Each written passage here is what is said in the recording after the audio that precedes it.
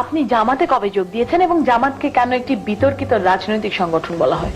হ্যাঁ, প্রশ্ন আপনার দুইটা, কবে আমি আসছি এবং এটাকে বিতর্কিত বলা হয়। আর যেহেতু আপনি রাজনীতি করবেন, জামাতেই কেন যোগ দিলেন, কেন বিএনপিতে না?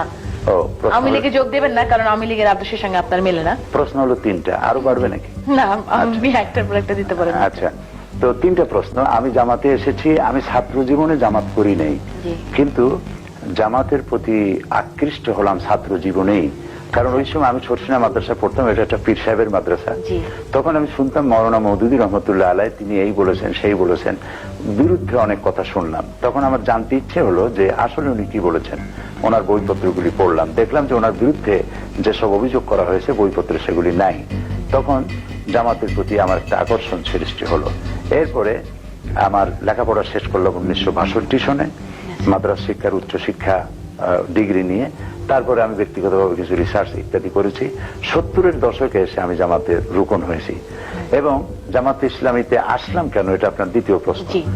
এটা হচ্ছে যে ইসলামে যেমন আল্লাহ তাআলা বলেছেন আকিমুস সালাত, নামাজকে প্রতিষ্ঠা করো, সেই আল্লাহ তাআলা আবার বলেছেন আন আকিমুদ্দিন ওয়ালা তাতাফাররাকু, তোমরা দ্বীনকে প্রতিষ্ঠা করো আর এ ব্যাপারে কোনো মতপার্থক্য সৃষ্টি করো না।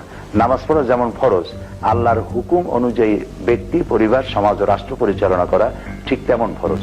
সেই জন্য এই ফরজ দায়িত্ব পালনের জন্য একটা দলে শরিক না হলে একাই কি এটা করা সম্ভব নয়। সেই জন্য আমার দৃষ্টিতে একটি সফল আন্দোলন আমি খুঁজলাম, যেটা এমন যে এই মুহূর্তে দেশ যদি হাতে পায় তাহলে দেশটাকে পরিচালনা করতে পারবে। শুধু একজন মৌলানা পীর হলেই তো হবে না, বহুত মৌলানা পীর এমন আছে যাকে যদি এখন যদি কোনো ইউনিয়নের চেয়ারম্যান বানায় দেওয়া হয় তাহলে 1 ঘন্টাও চালাতে পারবেন না, একটা থানার ওসি বানালে চালাতে পারবেন না। এটার জন্য আলাদা যোগ্যতা প্রয়োজন। আলেম হওয়া, পীর হওয়া জিনিস, সমাজ পরিচালনা, রাষ্ট্র পরিচালনা ভিন্ন জিনিস, এগুলি জানতে হয়, পড়তে হয়। এবং এই আন্দোলনকে পরিচালনা করার জন্য পত্রিকা থাকতে হয়, তারপরে সাহিত্য থাকতে হয়, বিভিন্ন সেক্টরে কাজ করতে হয়। আমি দেখলাম জামাত ইসলামী এমন একটি দল যার অঙ্গ সংগঠন আছে অনেকগুলি, শ্রমিকদের মধ্যে কাজ করছে, নারীদের মধ্যে করছে, অমুসলিম নাগরিকদের মধ্যে করছে, প্রশাসনের মধ্যে করতেছে, ছাত্র ছাত্রী, চাষি, সর্বস্তরে, এবং তাদের সাহিত্যের একটা বিশাল ভান্ডার আছে এবং পত্র পত্রিকা আছে, বাংলা, ইংরেজি, উর্দু, আরবি, ছাত্র সংগঠন ইত্যাদি সবকিছু আছে।